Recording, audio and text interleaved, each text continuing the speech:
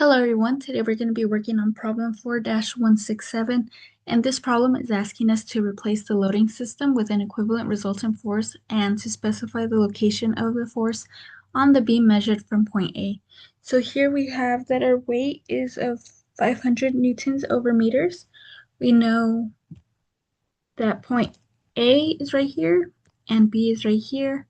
As you can see, we have this constant loading for 3 meters long, and then from there it starts changing, and we have this right triangle shape for 3 meters long.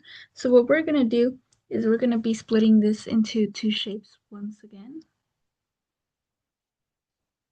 So what we're going to be working with is with this rectangle and with this triangle. We're going to determine the two concentrated forces of each of them and then adding them together to find that equivalent resultant force. So we're going to call this rectangle area section 1. So for section 1, as for the concentrated force, the location, we know it's going to be mid-span since it's a uniformed or a constant loading. We know that that's going to be found mid-span. So it's going to be somewhere around here.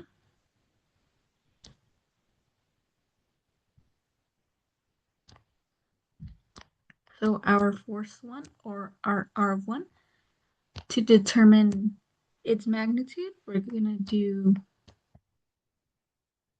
times it by the loading, the weight, and multiplying the weight by the span of or the length of that rectangle. So we have 500 Newton meters times 3 meters, giving us a force of 1,500 newtons. And for the location, like we said, it's going to be mid-span of the length of that rectangle. And since we're taking the locations from measured from point A, it's simply going to be 1.5 meters.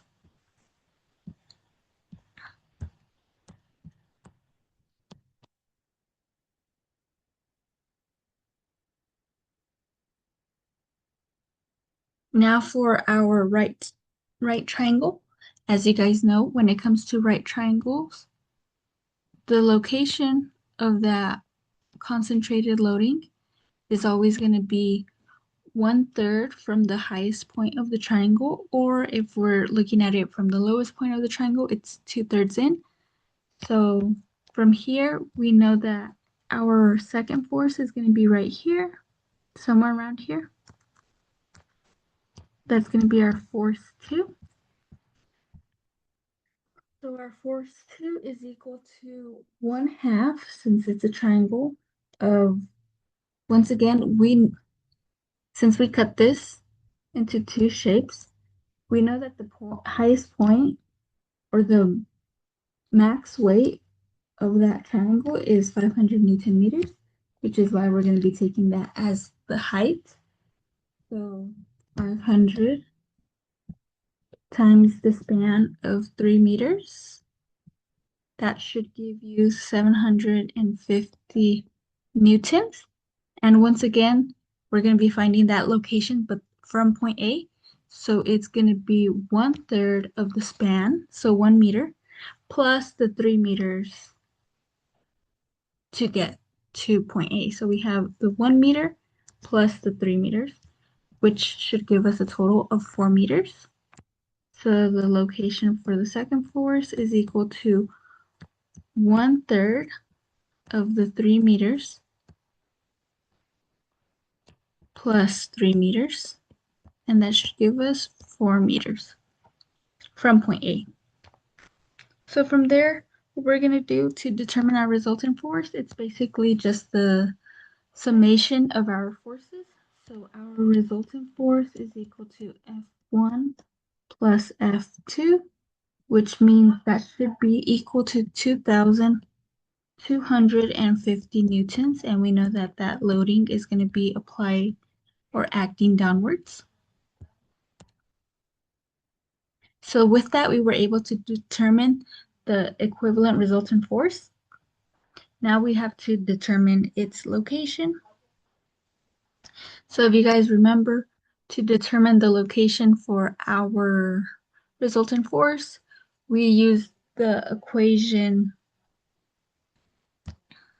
We take the sum of the moments about the point, so point A. We know that that's equal to, we don't know where our resultant force is located exactly because that's what we're trying to determine right now, but we know that it's going to be somewhere on the right side of that point, meaning that it's going to be creating that clockwise moment, meaning it's going to be creating a negative moment. So we know that's going to be a negative moment. Once again, a moment is the force times the distance. Our force here would be our resultant force times our distance, which is the location on where that resultant force is. We could rewrite this right here by writing it like this. Our force 1 times the location of it minus our force 2 times the location of it. So we know this is equal to this. So now from here, we would just rewrite this in terms of the location for our resultant force, giving us that the location of our resultant force can be found by using this equation.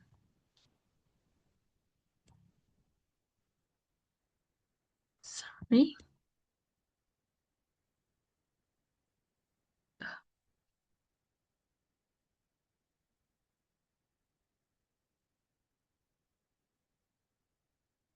So we're going to use this equation to determine the location. We're simply just going to plug in the values.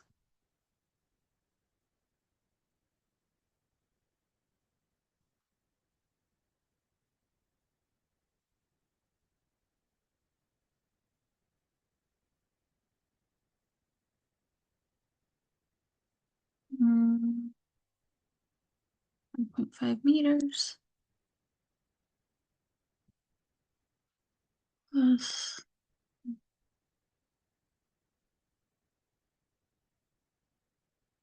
all over our resultant force.